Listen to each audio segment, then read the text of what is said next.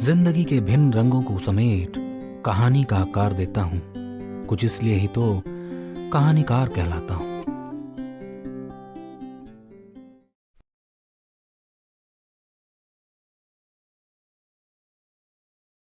हमारी कहानियां सुनते रहने के लिए हमारा चैनल सब्सक्राइब करना और बेल आइकन दबाना ना भूलें। कहानियों के घर में आपका स्वागत है। मैं हूं कहानीकार सुधांशु राय और सुना रहा हूं डर की एक अलग कहानी जिसका नाम है जो डरा वो मरा। बारिश शुरू हो चुकी थी। एक तालाब के किनारे से अरब जल्दी जल्दी भागता आगे बढ़ रहा था।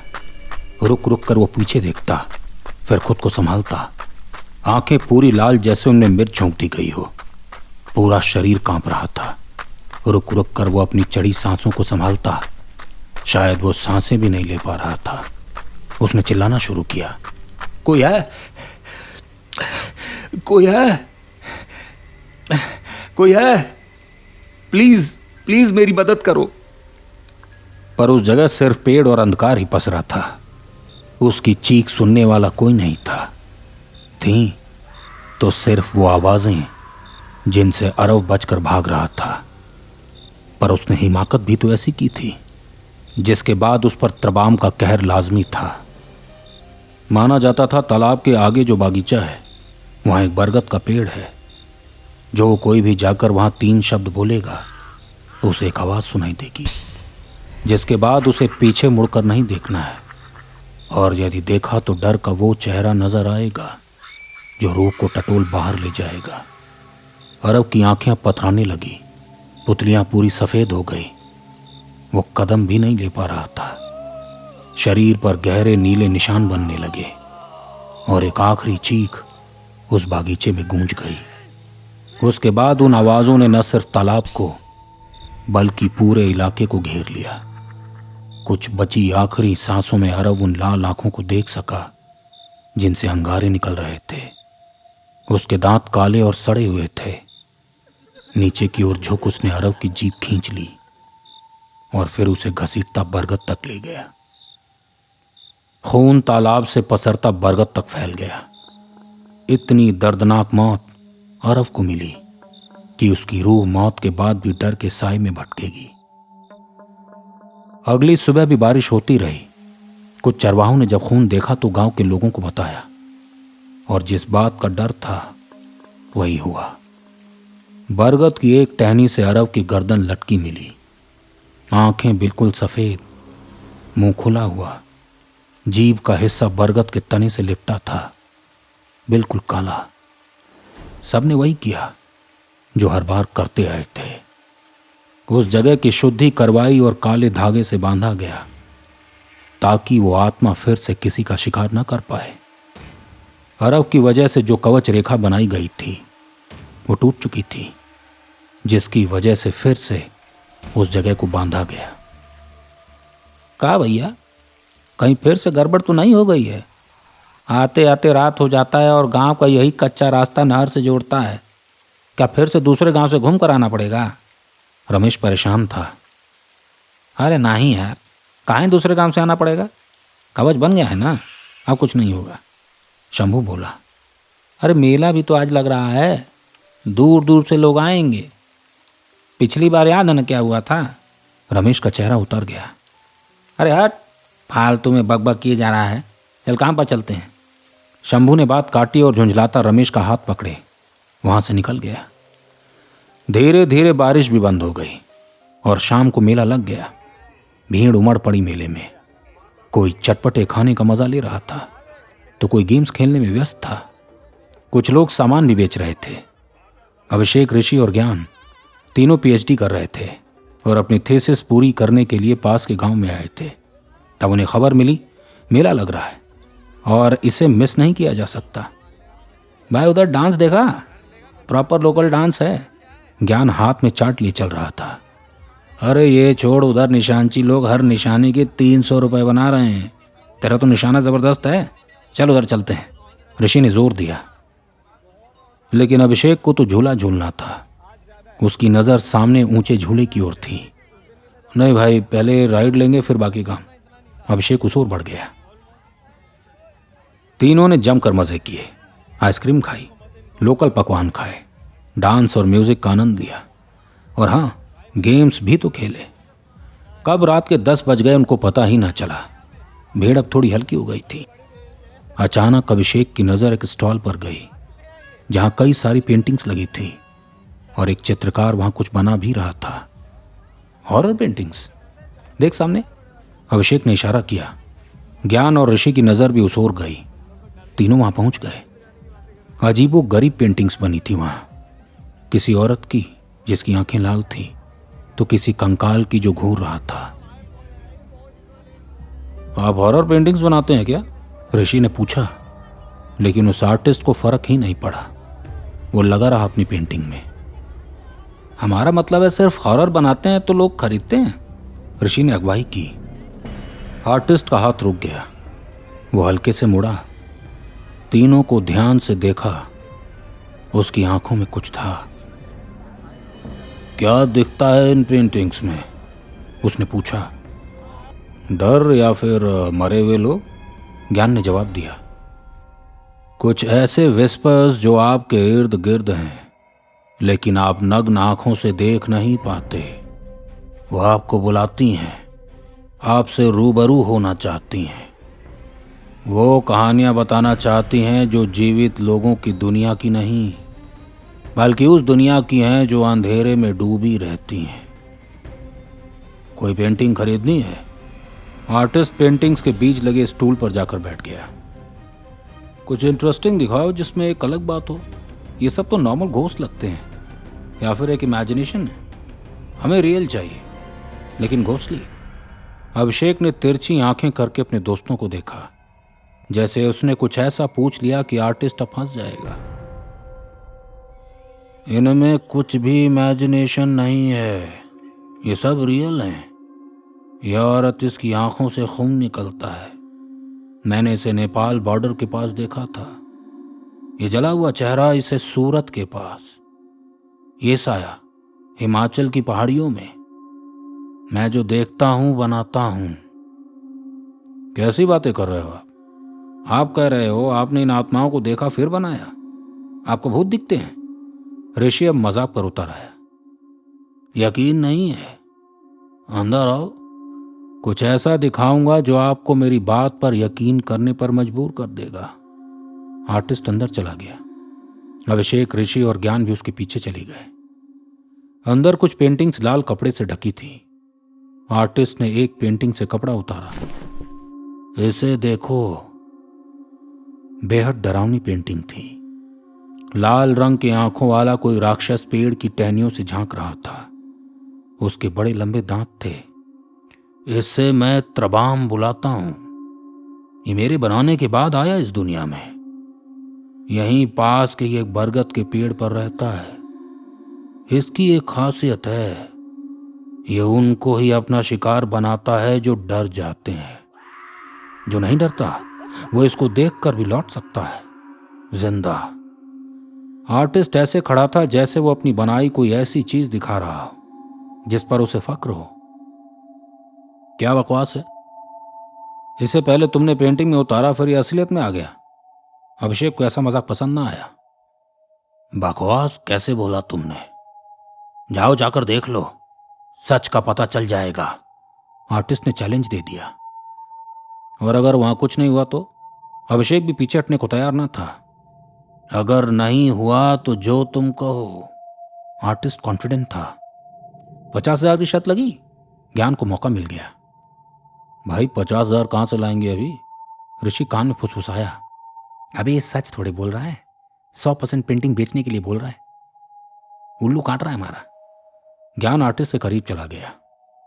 बिल्कुल, अगर जिंदा लौट कर आ पाए तो याद रहे, जो डरा समझो वो मरा।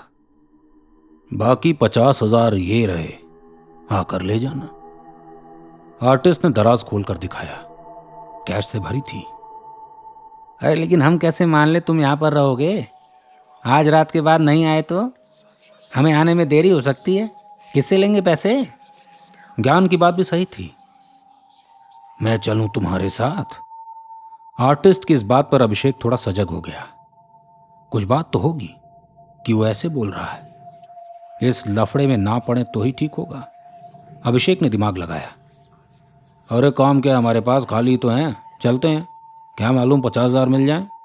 और ये बात तो पक्की है कि हमारा उल्लू काट रहा है।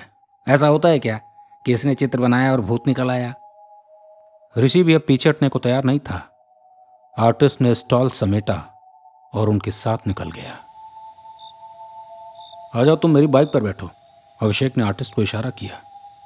गाड़ी से क्यों जाना है, पैदल बस 20 मिनट लगेंगे। सामने नहर है, उसके सहारे चलते रहेंगे, फिर बागीचा और वो बरगद का पेड़। आर्टिस्ट की बात भी ठीक थी। ज्ञान तो पैदल ही जाना चाहता था। चलो ना भाई, मजा आएगा। हाथ में टॉर्च लिए तीनों आगे बढ़ गए। हैरत की बात थी, आर्टिस्ट बिना टॉर्च के ही चल रहा था। आपको दिखाई दे रहा है? ऋषि थोड़ा आगे आ गया। क्यों नहीं दिखाई देगा, बरसों से इन सब जगहों पर ही तो घूमा हूं। मैं तो ये भी बता सकता हूं कौन सा पेड़ कहाँ है। आर्टिस्ट की चाल वैसे थोड़ी अजीब थी। नहर के किनारे सब चलते बढ़ रहे थे। दूर दूर तक अंधेरा ही अंधेरा था। दाएं बाएं खेत थे। अंधेरे में खड़े पेड़ ऐसे लग रहे थे जैसे लंबे लोगों का पूरा ग्रुप खड़ा हो और उन सबको दूर से ही घूर कर देख रहे हो। नहर खत्म हुई और बागीचा शुरू हुआ। याद रहे, बरगद के पेड़ के नीचे जाकर बस 3 शब्द बोलने हैं, वो खुद ब खुद पेड़ से नीचे आ जाएगा। डरना नहीं है, जो डरा उसको बेहद दर्दनाक मौत मिलेगी। हाँ भाई, आगे चलो। ज्ञान तेजी में था। बागीचे की जमीन अब थोड़ी गीली महसूस हुई, जैसे वहां हमेशा पानी भरा रहता हो। एक बदबू भी अब वहां महसूस होने लगी। ये कैसी स्मेल है? अभिषेक चारों ओर देखने लगा। ये रहा वो बरगद का पेड़। आर्टिस्ट पेड़ के सामने आकर रुक गया। ठीक सामने की ओर तालाब भी था। काले धागे और कुछ पत्ते आसपास लगे थे। ये क्या है? ऋषि ने पूछा। उसको रोकने के लिए, हो सकता है वो बाहर आया हो। आर्टिस्ट की आंखें अजीब थी। पलोग दम खोल, ये बोलना है तुम तीनों को, पर उससे पहले ये धागे और पत्ते हटा लो, तभी वो आ पाएगा। याद रहे, बोलकर पीछे मुड़ जाना और वापस नहीं देखना। आर्टिस्ट इतना के पीछे चला गया। भाई, अब तो सब कुछ अजीब लग रहा है। बात सही हुई तो, जिस हिसाब से आर्टिस्ट हर चीज इतनी डिटेल में बता रहा है, हो सकता है सब सच हो। मेरी माने तो एक्सपेरिमेंट नहीं करना चाहिए। अभिषेक का दिल बैठने लगा। अबे तो पैसे कौन देगा? रुक, मैं बोलता हूँ। कुछ नहीं है। ज्ञान आगे बढ़ा। अरे रुक, पहले धागे और पत्ते तो हटा, ऋषि बोला। ज्ञान ने झट से सब हटा दिया और वो 3 शब्द बोले।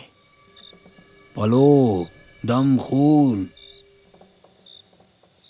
सन्नाटा अब तीनों को बेहद करीब से महसूस होने लगा। पत्तों की सरसराहट उनको टटोलने लगी। सब कुछ थमा सा था। कोई भी कुछ बोलने को तैयार ना था। दिल थामे तीनों बरगद को देखने लगे और पीछे मुड़ गए।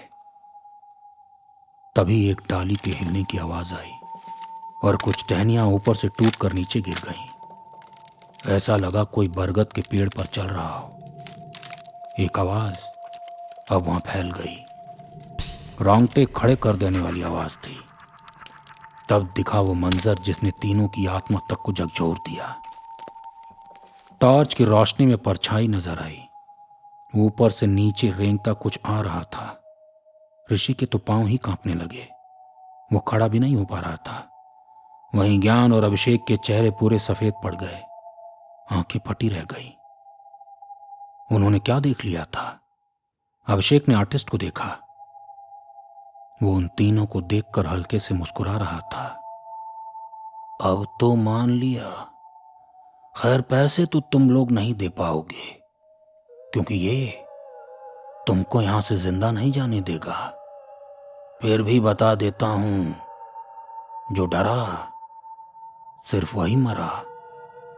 आर्टिस्ट पलट कर जाने लगा। ज्ञान और ऋषि वहां से दौड़ने लगे। अभिषेक आर्टिस्ट के पीछे हो लिया। अंधेरे में ज्ञान तो कई बार गिरा, जमीन गीली भी तो थी। ऋषि किसी तरह आगे बढ़ रहा था। हर किसी को अपने कानों के पास से आवाज आती, जैसे ठीक कंधों के पीछे कोई खड़ा उन्हें बुला रहा हो। रुक जा, कहाँ जा रहा है? मुझसे मिलता तो जा। पर कोई भी पीछे मुड़ने को तैयार ना था। ज्ञान और ऋषि दोनों एक खाली सी झोपड़ी में जाकर छुप गए। बाहर खूंटे लगे थे, शायद कभी वहां गाय भैंस बंधती थी। दोनों भारी सांसें ले रहे थे। अभिषेक कहाँ है? ऋषि धीमी आवाज में बोला। अरे मुझे क्या पता, मैं तो बस वहां से भागा। क्या क्या ये भूत है? ज्ञान बुदबुदाया।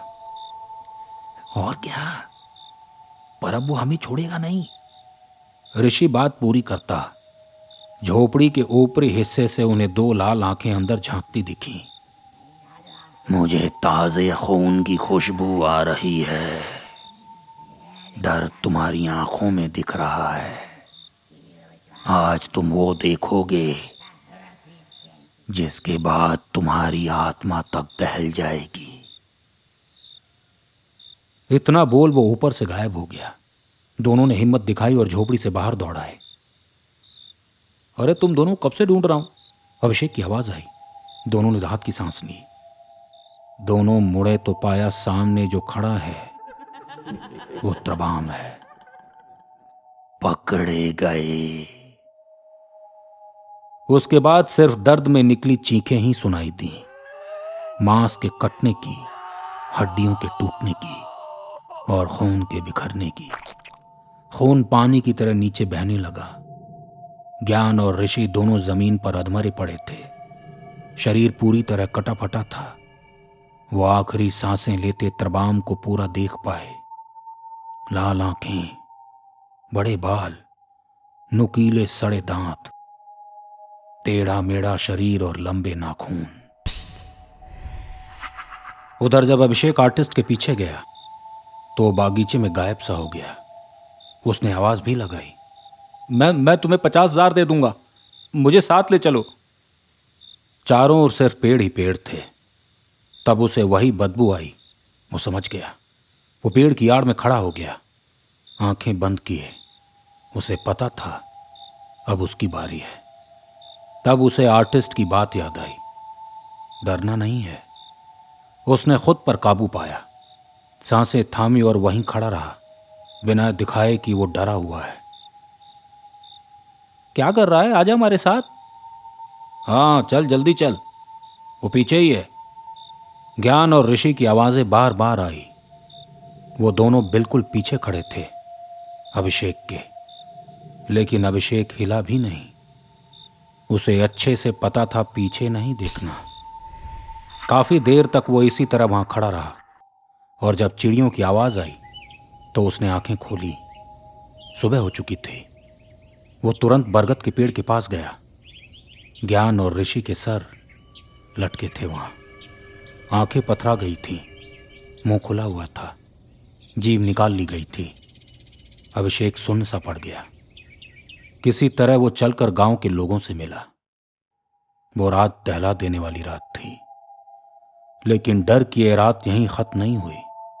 अभिषेक ने रात को निकलना ही बंद कर दिया। उसे किसी भी पेड़ को देखकर ऐसा लगता जैसे वो लाल आंखों वाला राक्षस अभी उतरेगा और उसको बेरहम तरीके से मौत के घाट उतार देगा। अभिषेक ने उस आर्टिस्ट को खोजने की बहुत कोशिश की, पर वो नहीं मिला। लेकिन उसे आज भी महसूस होता है जब वो सो जाता है कि कोई उसको देखने आता है। वो बदबू उसे महसूस होती है जो त्रबाम के मौजूद होने का इशारा करती है। वो तलाशता है वो डर जो उस रात अभिषेक की आंखों में नहीं मिला। उड़ती उड़ती अफवाह है वो आर्टिस्ट कई मेलों में गया।